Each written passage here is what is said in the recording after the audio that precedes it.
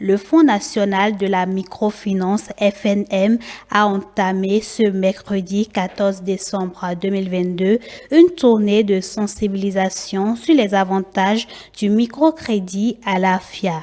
Les fils et filles des communes de Porto Novo et de Semenkpodji sont sortis pour aller à la rencontre des autorités du FNM afin de les écouter. Suivez le compte-rendu de Emmanuel Amoussou et Isaac Mongo présenté par Modeste de Soutogwe. Après la cérémonie de lancement officiel du microcrédit à la FIA, le jeudi 14 juillet 2022 à la Maison des Jeunes de Kouamansé, le Fonds national de la microfinance a jugé bon de diligenter une mission d'information et de sensibilisation des populations, bénéficiaires ou non. Ceci pour susciter davantage l'engouement des hommes et des femmes autour du microcrédit à la FIA.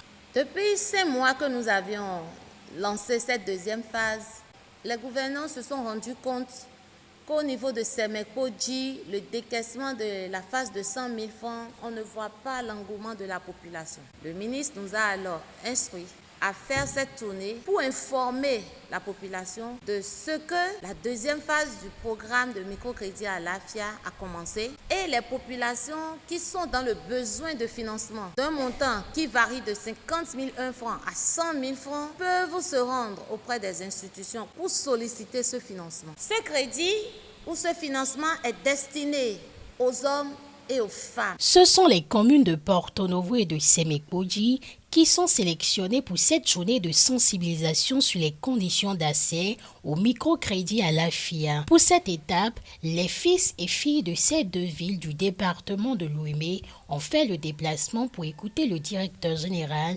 du Fonds national de la microfinance et ses collaborateurs. Pour bénéficier de microcrédit à la FIA, on ne doit pas remplir un critère spécial. Femmes comme hommes peuvent bénéficier de ce microcrédit à la FIA pour peu qu'ils remplissent les conditions. Mais il faut insister également par rapport à cela que le microcrédit à la FIA ne connaît pas de connotation politique. On ne veut pas savoir de quel bord politique vous êtes pour bénéficier du microcrédit à la FIA. C'est d'ailleurs pour ça que ce sont les institutions de microfinance qui administrent le crédit.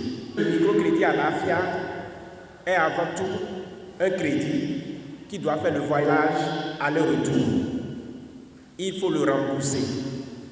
Selon les dernières statistiques, la commune de Porto Novo garde le flambeau pour ce qui est de l'effectif des femmes potentielles bénéficiaires.